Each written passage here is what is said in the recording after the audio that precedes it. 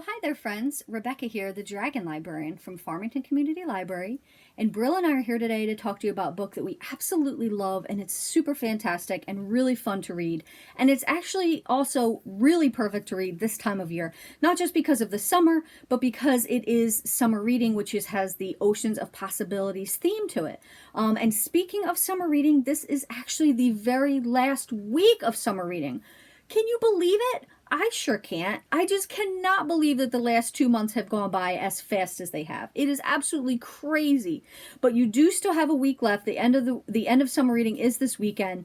So you have time to log in some reading hours and some time and to pick up your prizes as well. So if you're looking for one last book that ties into the Oceans of Possibilities theme, this is a really great one. And like I said, even if you're not looking for a book to tie into the theme, it's just a really great summer read anyway.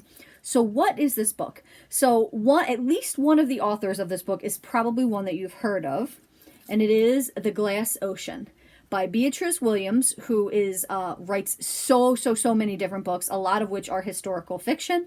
As in addition to Beatriz Williams, there's Lauren Willig and Karen White.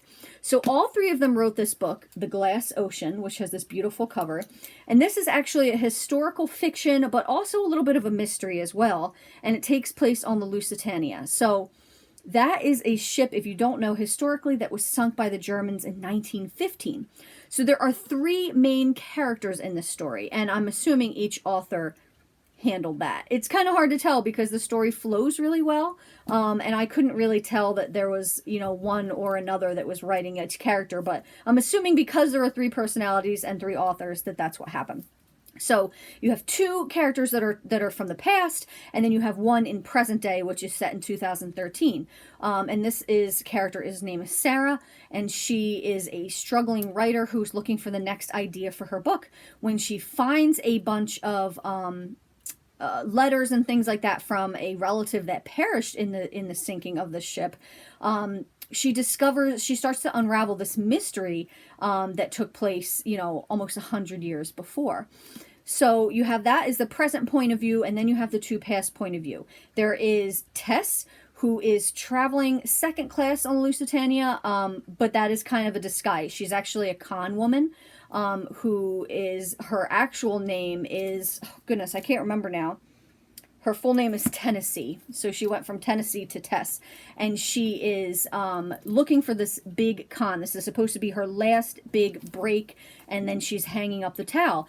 But her con partner, hasn't told her some things about what this is about. And she thinks that she may be in over her head with this.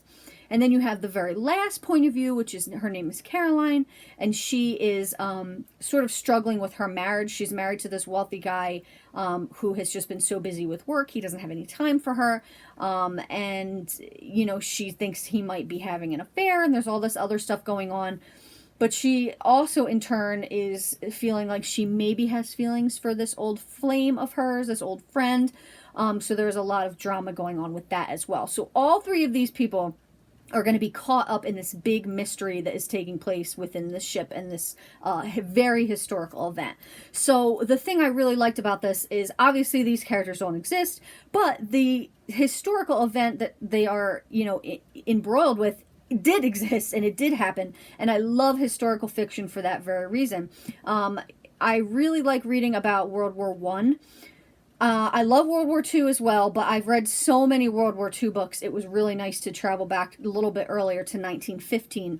And this isn't, I don't think, anything I've actually read before set in actually the sinking of the ship in terms of historical events, right? So this was a really interesting, fascinating. I learned so many things about it that I didn't know. But then I was also really caught up in all three of the characters' stories as well. Sometimes when there's multiple points of view, it can get a little bogged down with who's telling what and where am I and what's going on here, but I didn't feel that way at all with this book. All the authors did a really good job at a seamless flow between the points of view to lead to one really interesting narrative that, like I said, was fascinating and fun, and I really liked the mystery, and it was super fantastic. And if you've read anything by Beatriz Williams before, I can't say that I've read anything by the other two, so I can't attest to that, but Beatriz Williams I've read before, and she's always fantastic. So this is a really great book, especially if you're looking for a great new historical story. Well, it's not a new historical story, it's a historical story that is new to you,